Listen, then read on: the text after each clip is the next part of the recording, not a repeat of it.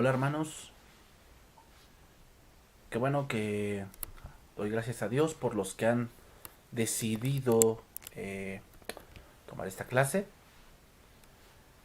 Y primeramente, para los que piensen que tal vez vamos a estudiar los 150 salmos, no vamos a estudiar los 150 salmos. Imagínense una clase de estudiar los 150 salmos. No digo que no sea descabellado, pero pues no lo vamos a hacer. Así que lo que vamos a hacer es ver una vista panorámica del libro de los Salmos, algunas cosas importantes, y sí vamos a estudiar algunos salmos, ¿ok? Vamos a estudiar algunos salmos, pero vamos a ir poco a poco. Entonces me presento ante ustedes. Yo soy el pastor Luis Corona. Yo les voy a estar impartiendo esta materia. Yo creo que me voy a tardar 2 trimestres en impartírselas. Tal vez más, tal vez menos, lo que Dios diga. Eh, Manera de calificar de esta materia. Van a enviar un resumen en la clase número 7. En la plataforma que estamos utilizando, que en este caso es Classroom. Voy a publicar allí un formulario donde ustedes van a subir vamos a ponerlo así, sus resúmenes, ¿ok? Un resumen, recuerden, máximo 2 cuartillas, bueno, mínimo 2 cuartillas. Entonces quiero que entiendan bien, es un resumen, no un manual, ¿eh?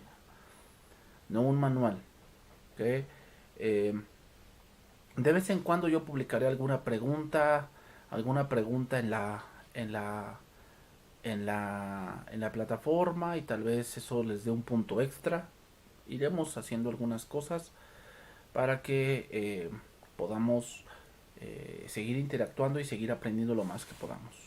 Si tienen alguna duda, pueden vertirla ya saben, en la plataforma de Classroom. Yo les recomiendo que se bajen la app, si es que para ustedes es mejor el celular. Si ustedes es mejor el celular, pues bájense la app de Classroom para que les avise cuando yo suba algún contenido o cuando yo suba alguna pregunta, ustedes puedan tener acceso a ella. Entonces, ¿cómo va a ser? Bueno, la asistencia va a valer 20%. La asistencia va a valer 20%. Pues el primer resumen va a valer 40% y el segundo resumen que se tiene que entregar otro 40% que junta el 100. ¿Ok? Que junta el 100. Entonces vamos a estar así trabajando para que ustedes puedan obtener su calificación y esto cuente para su retícula. ¿Ok? Bien. Entonces, habiendo dicho esto, vamos a pasar a nuestra materia, ¿verdad? Vamos a pasar a nuestra materia. Eh, Voy a estar pasando algunas cosas allí en su pantalla para que creo que sea un poquito más didáctico lo que yo quiero enseñarles hoy y durante el curso. ¿Ok? Bien, entonces voy a pasar a las diapositivas que tenemos aquí. Entonces, una introducción al libro de los Salmos. ¿Qué podemos decir del libro de los Salmos? ¿Qué podemos decir de ellos? ¿Qué podemos dar a entender de este maravilloso libro? Que sin duda creo que todos han leído algún salmo, ¿no? El Salmo 1, el Salmo 23, que es el más conocido, el Salmo 91, el Salmo 150, el Salmo 72, el Salmo 73, el Salmo 32. ¿Qué les parece también el Salmo 5? También es importante. El Salmo 19 también es un salmo muy hermoso. El Salmo 100, ¿qué podríamos decir del Salmo 119? Que es el capítulo más largo de la Biblia, que también estudiaremos más adelante en las siguientes clases. Pero ¿qué podemos decir de los salmos? Bueno, que tienen como propósito proporcionar poesía para la expresión de alabanza, adoración y confesión a Dios. Los salmos son, vamos a ponerlo así, el himnario judío. El himnario, o no judío, creo que no está bien dicho, más bien dicho sería el himnario israelita. ¿A qué nos referimos con esto? Pues nos referimos a que son una recopilación de muchos cánticos, eh, de muchas relatos poéticos que fueron escritos en diferente tiempo y en diferentes circunstancias. Algunos son de alegría, otros son penitenciales, otros son de tristeza, otros son de auxilio, otros son de pedir justicia hacia mis enemigos, otros son de sabiduría. O sea, tenemos allí que algunos salmos que escribió Moisés, algunos salmos que escribió Salomón. Sabemos que el mayor que escribió salmos fue David, pero también tenemos a los hijos de Coré, tenemos a Asaf, tenemos salmos desconocidos. Entonces, el libro está dentro de los libros poéticos y este libro tiene varios autores y vamos a ver cómo se distribuyen esos autores más adelante. Entonces, a grandes rasgos, el libro de los salmos nos va a tener nos va a traer mucho conocimiento, tal vez no en el punto de, vamos a ponerlo así, en el punto de que yo sepa historia o que yo sepa algunas cosas tan metódicas, ¿verdad? Pero sin duda el libro de los Salmos nos va a enseñar que también hay gente que vivió como nosotros, que pasó por circunstancias muy dolorosas, muy adversas, muy irónicas. Vamos a ver salmos que también se escribieron en el arrepentimiento. Salmos que se escribieron en alguna parte de lucha contra el enemigo, salmos que se escribieron en la enfermedad, salmos que se escribieron en medio de unas circunstancias difíciles como nosotros eh, hemos vivido. ¿Okay? Entonces, yo te recomiendo que si a ti te gusta la lectura y obviamente te han pasado cosas difíciles, el libro de los Salmos es un buen libro de lectura. Si tú te sientes traicionado, te sientes amenazado, te sientes perturbado, el libro de los Salmos sería una buena lectura para ti.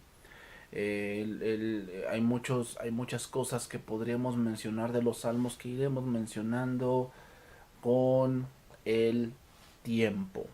¿Ok? Bien.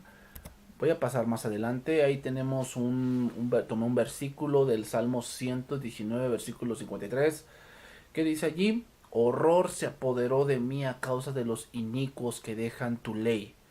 Cánticos fueron para mí tus estatutos en la casa en donde fui extranjero.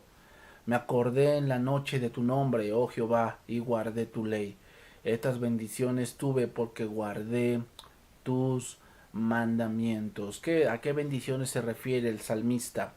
Se refiere a bendiciones como ya no tener horror, como tener fuerza en casa extranjera.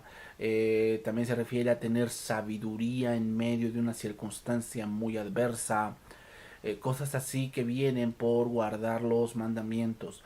Los salmos son el ejemplo vivo, hermanos, son el ejemplo vivo de lo que es cantar la ley de Dios, de lo que es cantar la Biblia. Eso es muy importante, algo que nos deja ver los salmos es que el cantar en la iglesia es un privilegio que debemos tomarlo de esa manera y obviamente debemos ir por los caminos correctos y el camino correcto es los salmos y toda la escritura que es inspirada por Dios y útil para enseñar, para corregir, para redarguir, para instruir en justicia a fin de que el hombre de Dios sea perfecto, enteramente preparado para toda buena obra. Entonces los salmos nos dejan ver que siempre hay un motivo para adorar a Dios, siempre hay un motivo para alabar a Dios, siempre hay un motivo para acordarnos de Dios y siempre habrá un motivo para cantar a Dios aún en medio de la adversidad. Si entendemos este tipo de cosas, hermanos, si entendemos este tipo de cosas que el salmista pone en todo el libro de los salmos, comprobaremos lo que dice el último verso. Estas bendiciones tuve porque guardé tus mandamientos. Es decir, el libro de los Salmos nos va a enseñar muchas circunstancias en donde nosotros debemos alabar a Dios. No solamente debemos alabar a Dios cuando todo va bien, cuando no pasa nada, cuando parece que todo va viento en popa. No es así. Entonces, el libro de los Salmos nos va a enseñar esa parte en donde debemos nosotros rendir el corazón y conocer más de Dios, de nuestro Dios, en las circunstancias, sea cual sea que estemos viviendo. Bien, en la Biblia tiene diferentes divisiones que los eruditos han puesto para un mejor estudio de la palabra de Dios. Esta es la división, ¿ok? Ubicación de los salmos, ¿en dónde se ubica? Bueno, en los libros poéticos. En los libros poéticos. El Pentateuco es lo primero que encontramos en las escrituras. Después encontramos los libros históricos, luego los libros poéticos, ahí los tenemos, y los marqué allí porque allí es donde se encuentran los salmos. En ese bloque es donde se encuentran los salmos. Recuerden que este bloque o este tipo de estructura no fue sacada de la Biblia, vamos a decirle así, canónica, en este caso hebrea, no, sino fue sacado de la Septuaginta, la Biblia que fue que es la Biblia griega, ¿ok? Que es la que hasta los mismos apóstoles utilizaron. Cuando vino el helenismo en el tiempo de Alejandro Magno, y después se fue expandiendo más con el Imperio Romano. ¿Okay? Entonces, el libro de los Salmos se encuentra en los libros poéticos. Siguen los profetas mayores, los profetas menores, que no es porque se le llama profetas mayores y profetas menores, no porque sean más importantes, sino por el contenido. Por si el profeta Isaías tiene 66 capítulos, a comparación por si del profeta Jonás que tiene 4 capítulos. ¿Okay? Entonces, ahí también tenemos los evangelios que los conocemos, Mateo, Marcos, Lucas, Juan, y cartas doctrinales que ahí tenemos de Romanos hasta Judas, y tenemos profecía que es Apocalipsis. ¿Okay? Entonces ahí a ese rubro pertenece el libro de los Salmos. Entonces vamos, ¿qué contiene esos libros poéticos? ¿Qué contienen? Bueno, contienen 5 libros de los libros poéticos. Contienen a Job, Salmos, Proverbios, Eclesiastés y Cantares. Vamos a ponerlo así. Este tipo de conformación es interesante. Podemos llamarlos así. Job, Job eh, es un libro de drama y es un libro de fe. Vamos a ponerlo así, hermanos. Vamos a ponerlo así. Job es Salmos, Proverbios, Eclesiastés y Cantares en vida propia. Tú puedes leer Proverbios y puedes leer Eclesiastés y vas a encontrar muchos consejos. Por decir algo de Eclesiastés es vanidad de vanidades, todo es vanidad. Algo de los proverbios es unas palabras que se repiten mucho en proverbios es mejor es esto que esto. Otra cosa que se repite en proverbios es necio y sabiduría. El principio de la sabiduría es el temor de Jehová. Hijo mío, guarda tu corazón y incline tu corazón hacia mis palabras. Cosas así, ¿no? Guarda el consejo, no andes en camino con ellos. Entonces, pero son como cápsulas que nos dan sabiduría y que nos aconsejan. El libro de los Salmos puede haber distintas cosas como bienaventurado el hombre que no anduvo en consejo de malos, ni en silla y será como árbol plantado. Y después nos podemos encontrar salmos como mientras callé se envejecieron mis huesos, en la noche todo el día, eh, mientras, por decir el Salmo 42, que podemos ver lo que dice, como el ciervo brama por las corrientes de las aguas, así clama por ti, oh Dios, el alma mía, que fue escrito por los hijos de Coré. Y de ahí podemos irnos al Salmo 73, que un hombre llamado Asaf, que era un hombre que era dirigente de la alabanza, vemos a un hombre que empieza a analizar su vida en pro de el malvado y empieza a razonar que tal vez servir a Dios no vale la pena, y al final se da cuenta de que todo lo que ellos acumulen en esta tierra no tiene sentido y que al final se van a ir sin nada. Y entonces pasamos por decir al libro de Cantares, que es un libro que muchos le llaman la carta de amor del Espíritu Santo a la iglesia, pero también muchos dicen que Cantares es la muestra del verdadero amor, de cómo es el verdadero amor entre una pareja.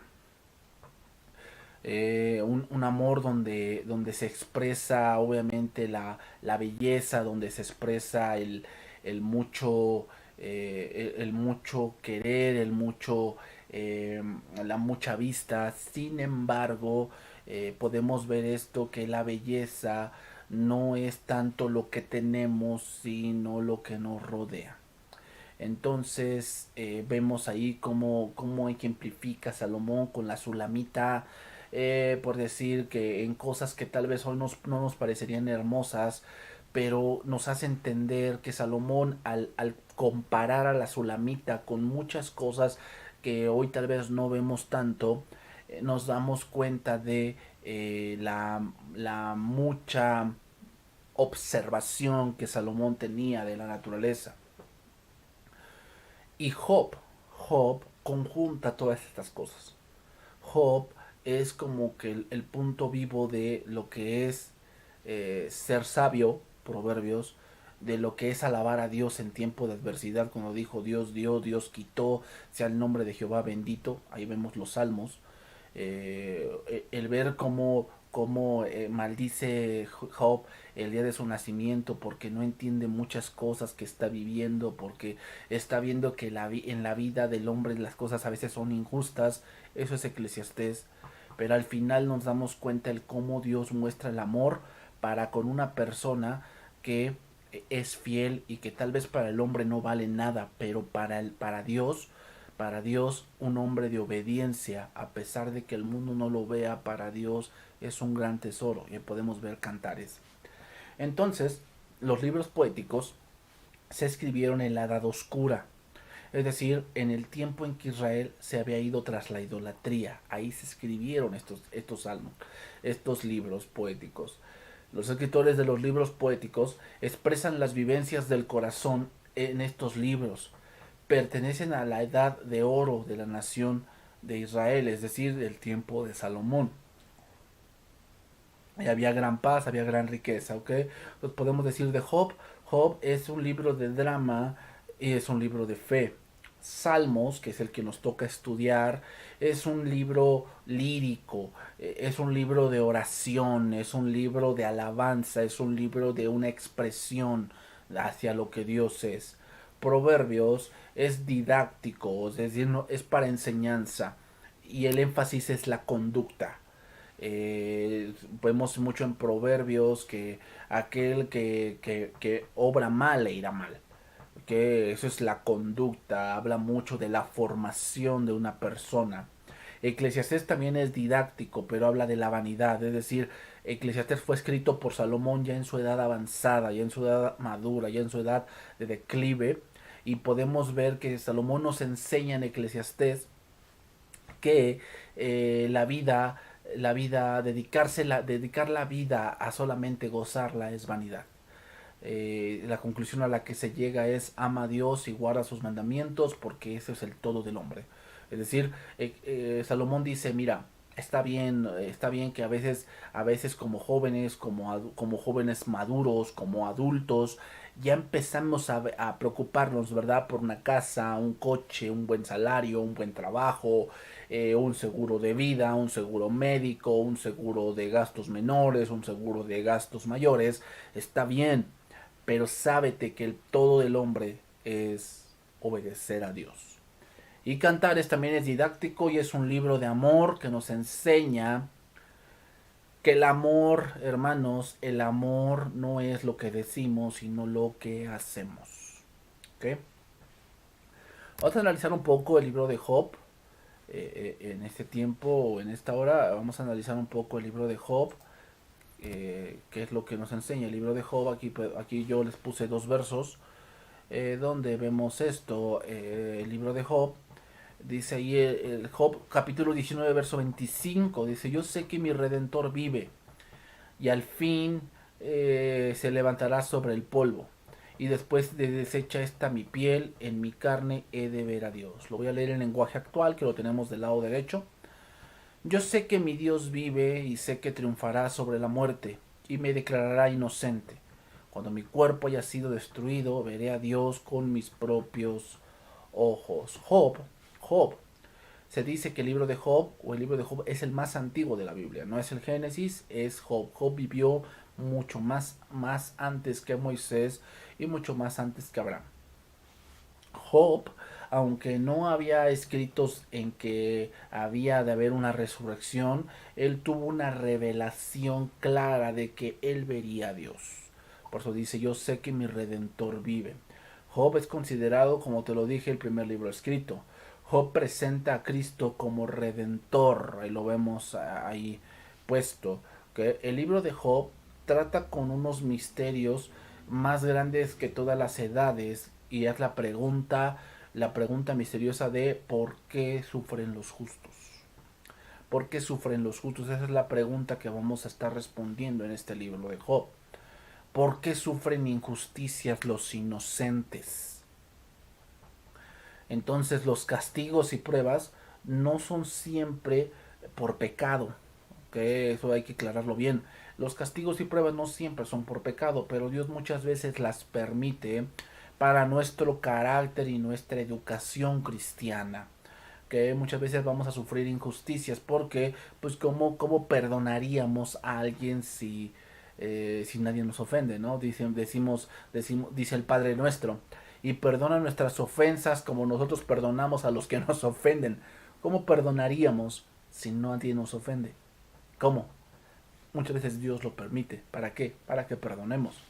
¿Cómo sentiríamos, cómo lucharíamos contra el odio si nadie nos hace una injusticia? ¿No? Airaos, pero no pequéis. No se ponga el sol sobre vuestro enojo. Eh, eh, ¿cómo podríamos ejercitar eso si nadie te hace una injusticia? Porque el motivo del enojo es sentirnos que nos hacen algo que no es justo, ¿verdad? Entonces nos sentimos enojados y queremos arreglarlo, queremos como que arreglarlo, pero de tal manera que me convenga. Ese es el problema del enojo humano. El problema del enojo humano es que se enoja porque siente que le están haciendo una injusticia y quiere arreglarla cometiendo otra. ¿Cómo? Poniendo las cosas a su favor. ¿Ok? Entonces, muchas veces Dios permite ese tipo de cosas para que nosotros nos ejercitemos en las cosas que la Biblia nos enseña. O sea, ¿cómo podremos ejercitar aquel versículo que dice, no te vengarás, sino que amarás a tu prójimo como a ti mismo, a cualquiera, si tu enemigo tiene hambre, dale de comer, si tuviere sed, dale de beber? ¿Cómo podríamos hacer ese verso y cómo podríamos hacerlo realidad si tú no tienes enemigos? O sea, créemelo, aunque tú ahorita me digas, ay, no, es que yo no tengo ningún enemigo, pastor, yo me vivo bien cool con todos, no es cierto, hay una gente a la que les caes mal. ¿Por qué? ¿Quién sabe? Por tu físico, por cómo caminas, por dónde vives, por el color de tu piel, por el color de tus ojos, por el coche que tienes, por los zapatos que tienes, por la marca de ropa que te compras. No lo sé, no lo sé, pero a alguien le caes mal. ¿Cómo podría hacerse vivo ese verso si tú no tienes ningún enemigo? Dios lo permite para que tú puedas ejercitar en este caso, los mandatos de Dios. Y en el caso del libro de los Salmos, ¿cómo podrías adorar en la adversidad si nunca tienes adversidad? No podría ser posible. Entonces, Dios permite la adversidad no porque te portes mal o no porque Dios quiera siempre castigarte. Hay alguna parte de cierto allí, pero no es toda la verdad. Dios muchas veces permite cosas en nuestra vida para qué, pues para aumentar nuestra fe, para limpiarnos más, para que confiemos más, obviamente tal vez para disciplinarnos, pero muchas veces los castigos y pruebas no son siempre por pecado, pero Dios muchas veces las permite para nuestro carácter y nuestra educación cristiana. El atleta no es puesto bajo un régimen de disciplina para castigarlo, sino para prepararlo para una competencia de alto rendimiento.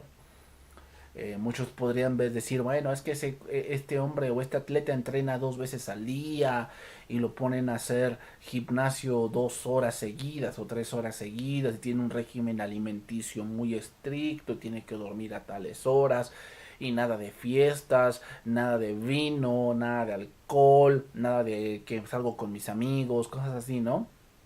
¿Por qué? Parece que lo tienen esclavizado, pero no es así, es una disciplina fuerte para que él, cuando llegue el momento de competir, tenga las herramientas suficientes para poder competir en una manera fuerte, ¿ok? El libro de Job, aquí pongo algunas razones por las cuales se cree que es el más antiguo de la Biblia. Les pongo aquí 4 razones por las cuales se cree que es el más antiguo de la Biblia. Número 1, porque no hay referencia a Moisés y a la ley. Es decir, en todo el libro de Job vamos a estar viendo que Job se guía por su conciencia, se guía por las cosas que están bien y mal. Y por eso se guían sus amigos. Sus amigos jamás le mencionan que ha agredido los mandamientos de Dios, o jamás le mencionan que ha agredido la ley perfecta de Dios. Jamás se menciona eso, sino que ellos mencionan que al que obra mal le va mal. Y si a él le está yendo mal, pues obviamente es porque obró mal, porque tiene algo escondido que él no ha confesado y que por tanto por eso le va mal, ¿verdad? Otra cosa es que no hay referencia al tabernáculo de reunión, es decir, no se ve una oración que diga alzaré mi voz hacia tu templo santo o hacia tu tabernáculo, como lo hace David o como lo hace Salomón. No se ve una referencia a eso. Otro punto es que el énfasis está puesto en la justicia de Dios en vez de los atributos que se revelan más tarde.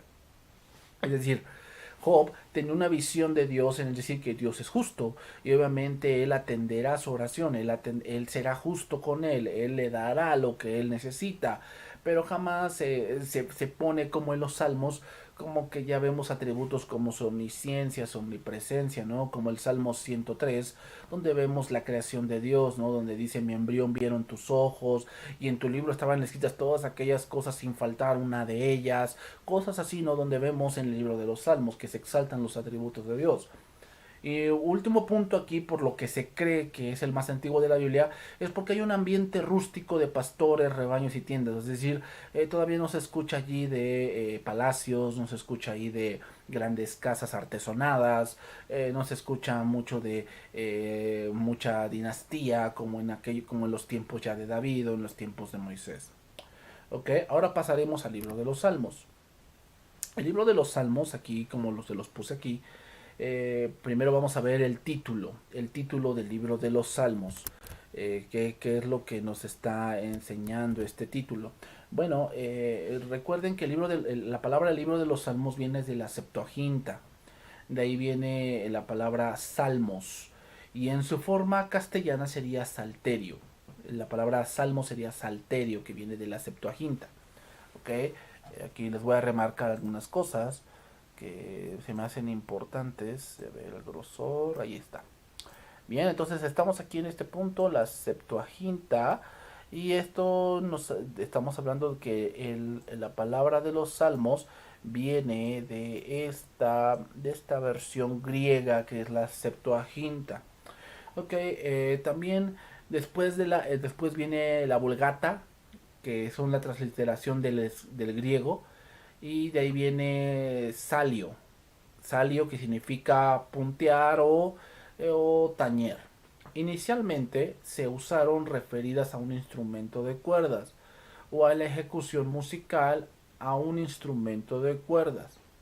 Posteriormente se emplearon para describir a la canción o colección de canciones. Por eso se llama libro de los salmos o colección de canciones. En este caso, salmo significa un salmo o es un cántico acompañado de instrumento de cuerdas. Eso significa salmos. Pero la palabra salmo viene de la Septuaginta. Ahí tenemos un verso donde ahora lo podemos ver en el griego, que aquí lo vemos, el Lucas capítulo 20, versículo 42. Ahí lo vemos, dice, pues el mismo David dice en el libro de los Salmos, dijo el Señor a mi Señor, siéntate a mi diestra. Y aquí vemos la palabra salmos, ¿no? Aquí la palabra salmos, que la está citando Cristo mismo, ¿no? Aquí la palabra salmos. Y viene de la palabra griega que se las puse allí, es pesalmos, pesalmos. Y significa esa palabra griega que es que esta palabra griega corresponde a lo que se está viendo en este pasaje, corresponde, quiere decir música o oda, ¿okay? Una oda es una elevación de alegría, de regocijo, de admiración. Eso es una oda. Entonces, ¿qué significa? Entonces, en este caso, eso era un cántico acompañado con arpa o con instrumentos como algún otro instrumento que después iremos viendo que se utilizaba. ¿Ok? Aunque la palabra hebrea que más se asemeja a salmo es la palabra hebrea mismor, mismor con Z, mismor. A veces los puedo escribir así, aquí a mano alzada. La palabra hebrea se lo voy a escribir aquí, que es, la palabra hebrea es así, mismor. Ok, mismor. Así es en hebreo. Mismor. Que significa canción cantada con acompañamiento musical. Eso significa un salmo tomado de la palabra mismor, que es en el hebreo. ¿Okay? En la Biblia hebrea, que es antes de la Septuaginta, los salmos ocupan su lugar al comienzo de los escritos.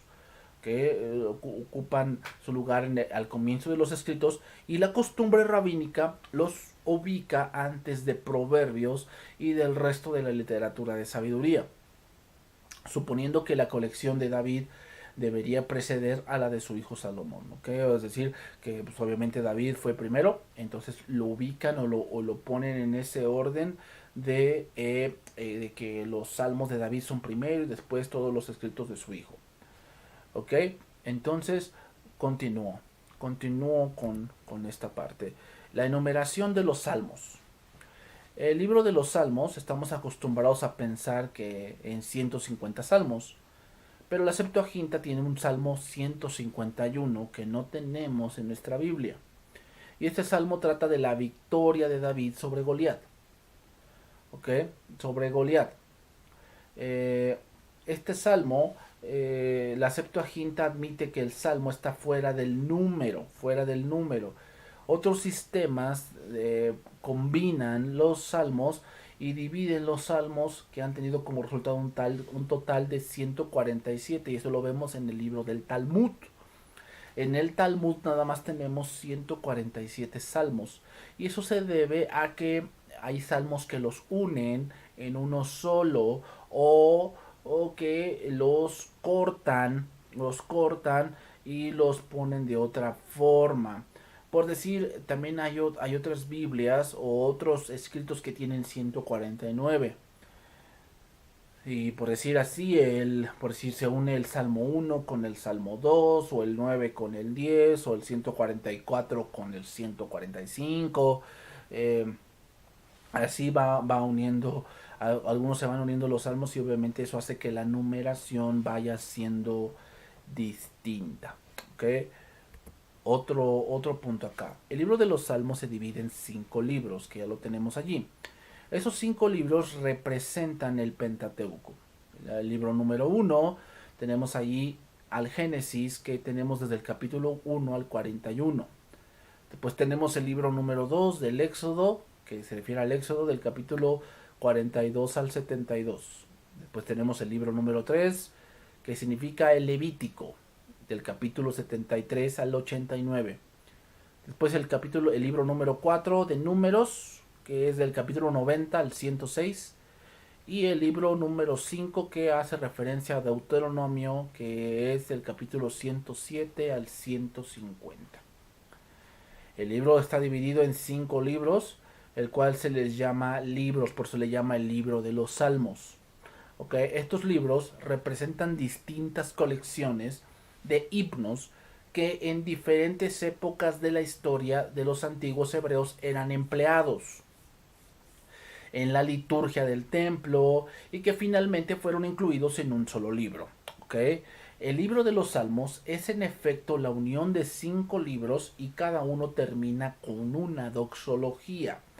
Una doxología es que viene de 2 palabras compuestas que significa doxo, que significa gloria, y logía, que viene de logos. Entonces es un tratado o vamos a poner así, una exclamación de gloria hacia Dios. ¿Ok? Como te lo dije, los libros podemos compararlos con el Pentateuco. Y vamos a analizar el primero. El libro número 1, que es el libro del Génesis. Y el tema principal de este libro es la relación entre Dios y el hombre. Ahí tenemos por decir que el Salmo número 1 y 2 son doctrinales. El Salmo 3 al 7 son oraciones. El Salmo 8 son cánticos de alabanza. El Salmo 6 es penitencial. Y el Salmo del 2 al 8 son salmos mesiánicos. Mesiánicos nos referimos que tienen una doble aplicación. Esto quiere decir que tienen una doble enseñanza. Son cosas que están pasando en el momento. Son cosas que el salmista está viviendo, son cosas que el salmista está pronunciando porque así se siente. Por decir, uno de los salmos más conocidos es el que comía de mi plato levantó contra mí el calcañar. Y David hacía referencia en ese salmo cuando escribió el que comía de mi plato levantó contra mí el calcañar, se refería a Aitofel, que era uno de los consejeros más certeros que David tenía y que se fue tras su hijo Absalón. Por eso escribió que aquel que comía de su plato levantó contra él el calcañar.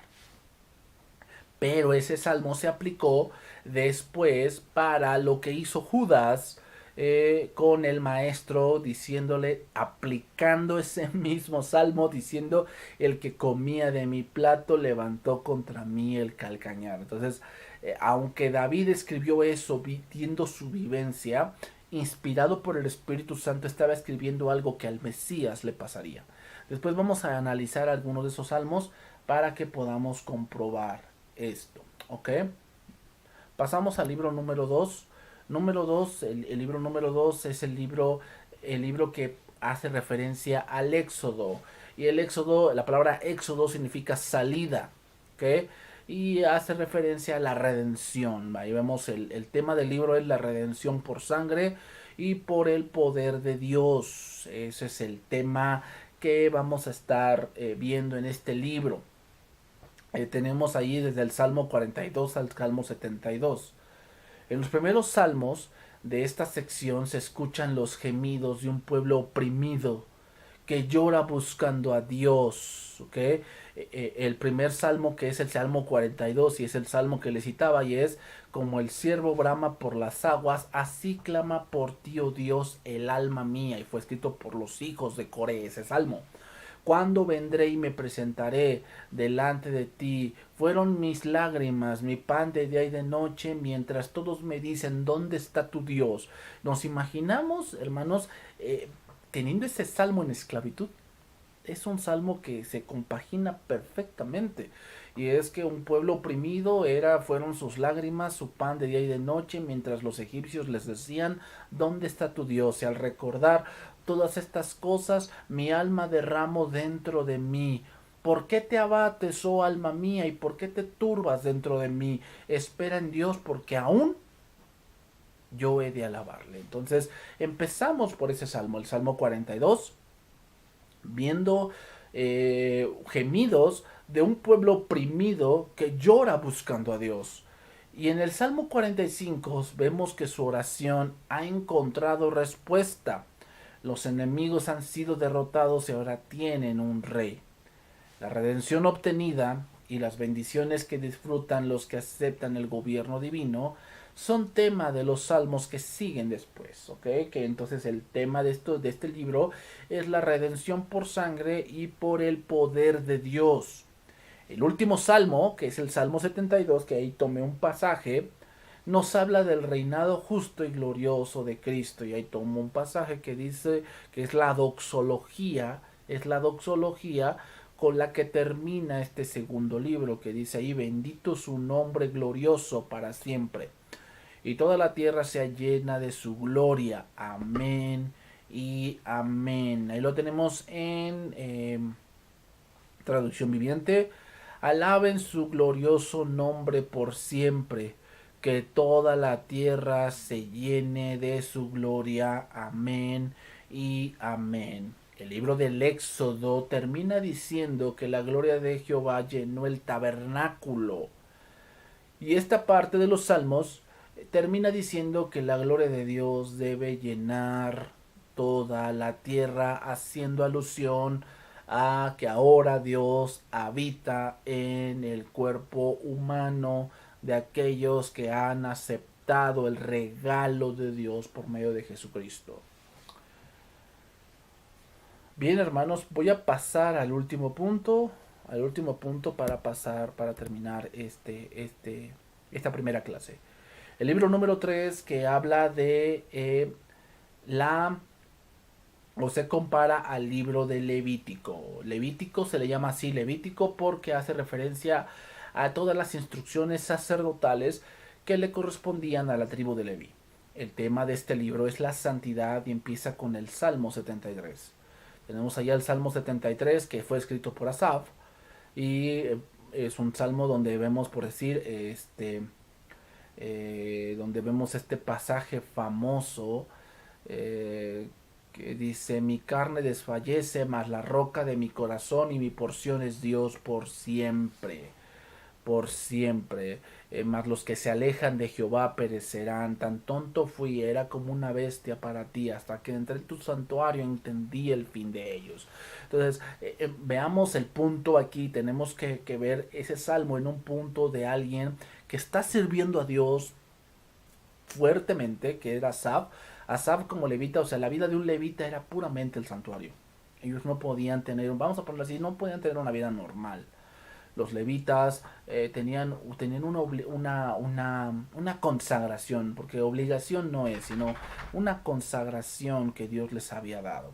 Y era que trabajaran y que fueran la tribu sacerdotal que para siempre tendría ministerio en el tabernáculo. La tribu de Leví vivía de las ofrendas y los diezmos que los demás tribus tenían. Por lo tanto, cuando el pueblo se iba tras la idolatría, ellos sufrían. ¿Por qué? Porque disminuía todo lo que ellos tenían para su sustento y para su servicio a Dios. ¿Ok, hermanos? Bien, le voy a dejar aquí porque hay algunas cosas todavía que quiero remarcar y creo que es un buen tiempo por ahorita. Entonces aquí le vamos a dejar, hermanos, aquí en este en este libro número 3 que iremos viendo, si Dios lo permite, la siguiente clase. Entonces, hermanos, si Dios te ha llamado a este instituto, le damos gracias a Dios por ese llamado que has tenido contigo y sigue adelante. sabes que el trabajo no es iniciar, el trabajo es mantenerse. Que oramos a Dios por tu crecimiento y oramos a Dios para que tú sigas adelante con este propósito que Dios ha puesto en ti. Dios te bendiga, hermano. Nos vemos la siguiente clase y nos estaremos viendo pronto. Dios les bendiga. Cuídense mucho.